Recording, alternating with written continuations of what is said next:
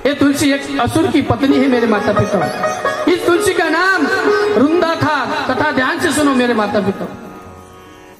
एक जालिंदर नाम के असुर की पत्नी थी। कहीं कहीं उस जालिंदर का नाम शंखचूड़ बताया है, कहीं कहीं जालिंदर बताया जाता है। इस तुलसी का नाम पहले रुंदा था, इसलिए वृंदावन का नाम वृंदावन पड़ गया। वृंदावन में सारे तुलसी के पेड़ थे। वृंदावन में कभी तुलसी नहीं बोलते, रुंदा ही बोलते हैं।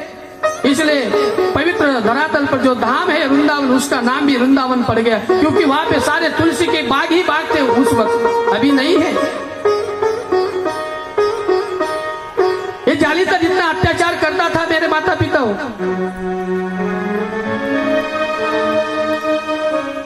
मैं थोड़ी कथा आगे लेके गया, पीछे जाना चाहिए। ये जो मेरी माता है वृंदा बहुत सुंदर थी, भगवान के ऊपर बहुत भरोसा था, विश्वास था, पूजा अर्चना करती थी मेरे माता पिता।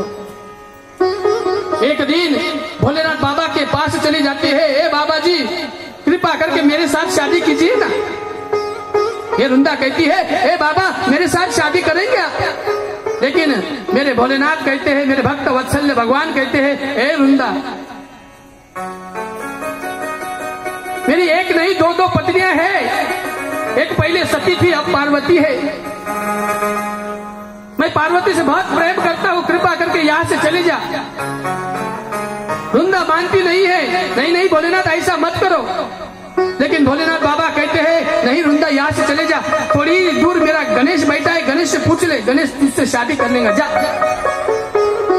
वही वृंदा गणेश जी के पास जाती है। गणेश जी कहते हैं, यहाँ से चले जा, नहीं तो तुझे श्राप दे दूंगा। वृंदा नाराज हो जाती है। वृंदा कहते हैं, मैं भगवान की इतनी भक्त पूजा करती हूँ, हरि की भजन करती हूँ, फिर भी गणेश भी नहीं बोलते, भोलेनाथ भी नहीं बोलते, इसलिए वो पीठ और गणेश नहीं रखना चाहिए। द्वेष करती है वृंदा, भोलेनाथ बाबा से द्वेष करती है, गणेश से द्वेष करती है, वहां से चली जाती है। और कुछ दिनों के बाद गणेश बाबा कहते हैं, जा तेरी एक शादी होंगी तो असुर से होंगी। वही शंखचूड़ नाम का, जालिंदर नाम का असुर से शादी होती है। और शादी होने के बाद मैया बहुत भक्ति करती है, रात दिन स्मरण होता है, हरि हरि हरि हरि। तीनों लोगों में वृंदा का जैसा भक्ति करने वाली नारी नहीं थी मेरे माता पिता। इतनी भक्ति करती थी मानो सूर्य नारायण भी लज्जित हो जाते थे, तीनों देवता लज्जित हो जाते, इतनी भक्ति वृंदा में थी। वृंदा की आंखों से तेज बहने लगा, शरीर से तेज बहने लगा। लेकिन वृंदा का जो पति था जालिंदर, इतना अत्याचारी था, जहां जाता था सारे राजाओं को मारता था, अन्य अत्याचार करता था, फिर भी मरता नहीं था, क्योंकि वृंदा पतिव्रता नारी थी, सती नारी थी। भक्ति में इतना पावर है कि आदमी के शरीर से चारों धारा निकलने लग जाती है, इतना तेज होता है, इतना पवित्र होता है। उस तेज से जालिंदर मरता नहीं था, वृंदा के वजह से बच जाता था मेरे माता पिता। एक दिन ऋषि मुनियों को मार डाला। सारे ऋषि मुनि दौड़े दौड़े वैकुंठ जाते हैं हरि के पास। हे प्रभु, ये जालिंदर हमें बहुत सताता है, ऋषियों की हत्या करता है, कृपा करके हमारी रक्षा कीजिए ना। एक दिन जालिंदर अपनी पत्नी से कहता है, आज मैं देवताओं के ऊपर आक्रमण करूंगा। ये गणेश जी का पर्व है, ऋषि पंचमी का पर्व है, आपको कथा सुना रहा हूं मेरे माता पिता, ध्यान से कथा सुनो, आपको समझ में आनी चाहिए, ऐसा ही कथा करूंगा। 7 दिन में ज्ञान वैराग्य भक्ति संसार में हमने जन्म क्यों लिया है, मरना क्यों है, ये सब आपको बताने वाला हूं 7 दिन में। क्योंकि हमारा जीवन खाने पीने में व्यस्त है, मौज मस्ती करने में हमारा जीवन व्यर्थ जा रहा है मेरे माता पिता। टीवियों के सामने बैठ जाते हैं, सीरियल देखते हैं, हमारा जीवन नष्ट हो रहा है, मनोरंजन देखते देखते जीवन नष्ट हो रहा है हमारा। जिस कारण से तुम्हारा हमारा जन्म हुआ है उसी को हम भूल गए हैं, भूल गए हैं कौन सी राह पे हमें जाना है, वही हम रास्ता भटक गए हैं मेरे माता पिता। इसलिए 7 दिन कथा सुनो। आप जितने भटके हैं सही रास्ते पे लाने का काम भागवत में होता है मेरे माता। वृंदा कहती है जी आपसे मैं विनती करती हूँ कृपा करके देवताओं के ऊपर आक्रमण मत करो। लेकिन जालिंदर मानता नहीं है। इंद्र प्रस्थ पर चला जाता है, इंद्र को मारने लग जाता है, सारे देवता भयभीत हो जाते हैं, सारे देवता यहां वहां दौड़ने लग गए। जालिंदर अत्याचार करने लगे, सारे देवता वैकुंठ आते हैं, भगवान के चरणों में गिर जाते हैं, हे हरि अनंता हम देवताओं की आप रक्षा करो कृपा करके। ये रुंदा का पति है ना जालिंदर, इससे हमारी छुटकारा दे दो ना प्रभु। हाहाकार मचा दिया था जालिंदर ने, तीनों लोगों में राज्य करने लगा, लेकिन उसकी कभी हार नहीं होती थी मेरे माता पिता। किसके वजह से? उसकी पत्नी की वजह से। पत्नी की भक्ति बहुत श्रेष्ठ होती है, क्योंकि जो मेरी माता व्रत रखती है, पूजा हवन करती है, पाठ करती है, सारा पुण्य हम लोगों को मिलता है, घर के लोगों को सुख शांति मिलती है उनसे। वैसे ही पत्नी के तेज से जालिंदर कभी मरता नहीं था। भगवान हरि कहते हैं चिंता मत करो। जब भगवान आंख लगाते हैं, आंख लगाने के बाद देखते हैं रुंदा का पतिव्रता बहुत श्रेष्ठ है, इसके पति को कैसे मारूं, ये तो मेरी भक्त है। लेकिन रुंदा का मन था, जब भोलेनाथ बाबा के पास गई, गणेश जी के पास गई, फिर भी मन में एक ही शंका थी, एक दिन हरि से शादी करूंगी। हरि तो करेंगे मुझसे शादी, लेकिन वो मन का जो संकल्प था मन ही मन में रह गया। लेकिन मेरे गोविंद भक्त वत्सल्य है, सब लोगों की मन की जानता है।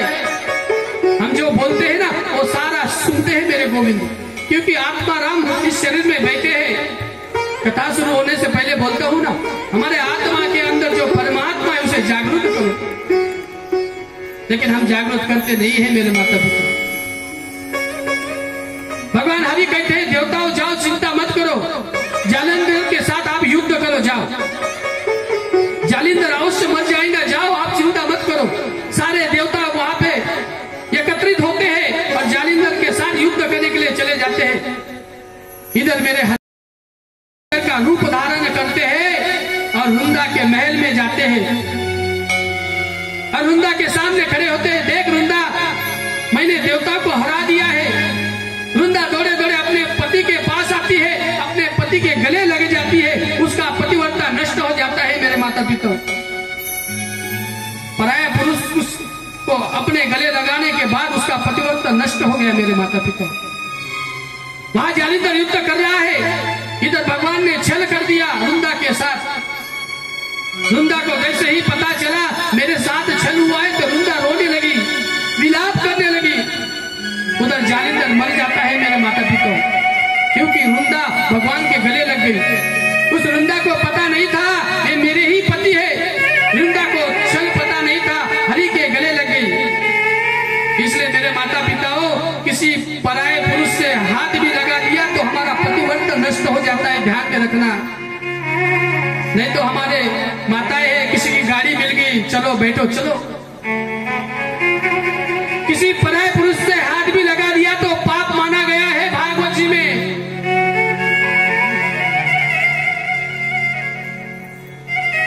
कलयुग एक नामधारा है, कलयुग में मानते हैं क्या नहीं मानते मुझे पता नहीं, लेकिन मेरे माताओं 7 दिन की कथा सुनो, सब मानने लग जाएंगे भगवान परमात्मा को। मैं छोटी मोटी कथा करने वाला कथाकार नहीं हूँ, बड़ी बड़ी कथा होती है मेरी। वृंदावन में 20 बार कथा हो चुकी है मेरी, माफ करना 10 बार कथा हो चुकी है। सूरत में कथा हो चुकी है, ब्यारा में कथा हो चुकी है, बड़े बड़े शहरों में कथा होती है। मैं टाइम पास करने वाला महाराज नहीं हूँ, मैं किसी के ऊपर निंदा नहीं कर रहा हूँ, लेकिन मैं किसी चुटका सुनाने वाला महाराज नहीं हूँ, सही रास्ते पर लाने वाला महाराज हूँ मेरे माता पिता। जो भटक जाता है उसको लाने के लिए ही भागवत लगाई जाती है, मनोरंजन के लिए नहीं होती है मेरे माता पिता। ध्यान में रखना, वो भी पाप लगता है। नहीं तो आप कहेंगे चलो महाराज अच्छी कथा सुनाते हैं, चलो नींद नहीं आती है तो आज नींद तो आएगी। यहाँ नींद भी खुल जाती है, माता। वृंदा रोने लगी, जालिंदर मर गया। जैसे ही मेरे गोविंद चतुर्भुजधारी वहां खड़े होते हैं, वृंदा रो मत। मैया वृंदा कहती है, हरि मेरे साथ आपने छल किया है, मैं एक पतिव्रता नारी हूं, हरि आपने अच्छा नहीं किया, मेरा जीवन का सिंगार ही छीन लिया प्रभु, आपने जीवन का सिंगार ही छीन लिया। जो मेरी माता है उनका जो कुकू होता है जीवन का सिंगार होता है, ध्यान में रखना। जब वो कुकू निकल जाता है सारा राजस्थान जैसा दिखने लग जाता है, मस्तक कुछ भी बाकी नहीं होता है। वृंदा विलाप करने लगी, आवेश में आ गई, हे हरि मेरे साथ आपने छल किया है, मैं आपको श्राप देती हूँ।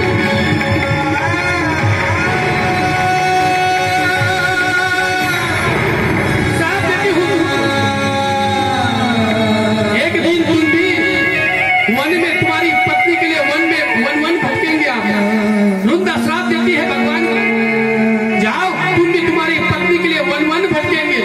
और आगे आकर त्रेता युग में मेरे राम जी सीता के पीछे पीछे वन में दौड़ते हैं। मेरे माता राम जी दौड़ते हैं ना, रावण जब उठाकर लेके जाते हैं, सीते सीते करते करते वन में ढूंढते। ये वृंदा का श्राप लगा था।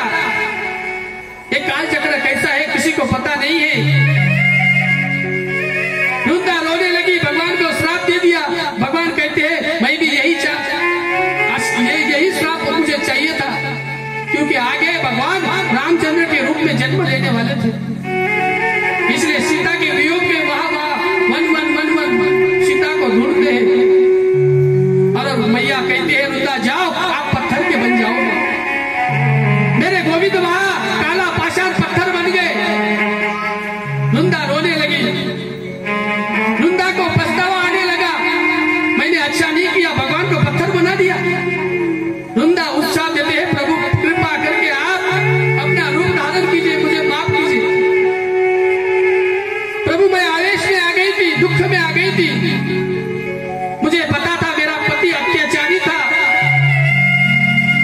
देवताओं के ऊपर अत्याचार कर रहा था, मदिरा पान करता था मेरा पति, शराब पीता था, वेश्या गमन करता था, फिर भी मेरे देश से वो बच रहा था। प्रभु कृपा करके मुझे क्षमा कर देना। मैंने जो श्राप दिया है मैं तो वापस नहीं ले सकती। भगवान के चरणों में वृंदा गिर गई और भगवान कहते हैं वृंदा सदैव मैं तुम्हारे ही पास रहूंगा। वही काला पाषाण गंडकी नदी में आपको मिलेगा मेरे माता पिता। वही वृंदा गंडकी नदी के नाम से जानी गई और उसमें मेरे गोविंद काला पाषाण बनकर वहां रह गए। इसलिए तुलसी के नीचे छोटा सा जो पत्थर आता है काला, हम गोटा बोलते हैं उसको, वो गोटा वहां रखना, महादेव की पिंड नहीं रखना, गणपति नहीं रखना, और उस तुलसी के सामने कभी चप्पल नहीं रखना, धुले हुए कपड़े भी नहीं उसके सामने डालना, वो भी दरिद्रता के कारण बन जाते हैं हमारे घर में। मेरी माताएं जाती है कपड़े सुखाती है, आधा जो कपड़े में का जेल होता है पानी होता है आधा तुलसी के ऊपर चला जाता है, अशुद्ध कपड़े होते हैं हमारे, वो भी पाप लगता है मेरे माता पिता। इसलिए हम कहते हैं हमारे घर में लक्ष्मी क्यों नहीं रुकती है, यही हमारे घर के कारण होते हैं। लेकिन हम कथा में सुनते नहीं है, कथा में सब कुछ मिलता है, ध्यान से सुनो। जब कथा सुनेंगे तो आपके घर में लक्ष्मी आएगी, दरिद्रता कभी नहीं आएगी मेरे माता। उसी वक्त मेरे गोविंद आशीर्वाद देते हैं, वृंदा चिंता मत करो तू अमर हो जाएगी। वही मेरी मैया वृंदा भस्म हो गई, राख का ढेर बन गया, राख हो गई, वहां अपना शरीर त्याग दिया। उस राख में से एक छोटा सा पौधा निकलता है, उसका नाम मेरे गोविंद तुलसी रख देते हैं मेरे माता पिता, तुलसी रख देते हैं।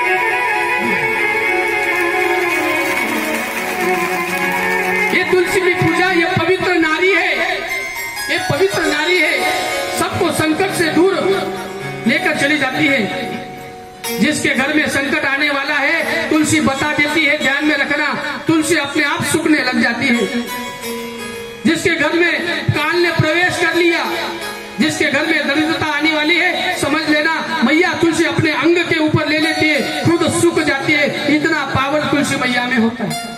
नहीं तो कुछ मेरी माताएं क्या करती है, तुलसी लेके आती है, जो हमारे घर के अंदर चौखट होती है, हमारी भाषा में पाइथोरिया कहते हैं, उस पाइथोरी के पास लगा देते हैं पौधे को। वहां से गटार भी जाती है, पाप लगता है। नहीं तो मेरे भाई, वो हमारी विमलताई है ना, विमलताई पता है आपको? कोई होंगे तो माफ कर देना, पुड़ी, विमल पुड़ी, और खाकर घर में से निकलते हैं, तुलसी मैया के ऊपर पिचकारी मार देते हैं मेरे माता पिता। वो तो कितना पाप होता है।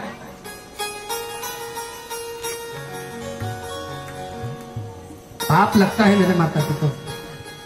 उसी वक्त उस तुलसी को आशीर्वाद देते हैं, जाओ हर हिंदू धर्म के घर में, हर हिंदुस्तान में जहाँ जहाँ हिंदू होंगे उनके घर के सामने तुलसी तेरा स्थान होगा।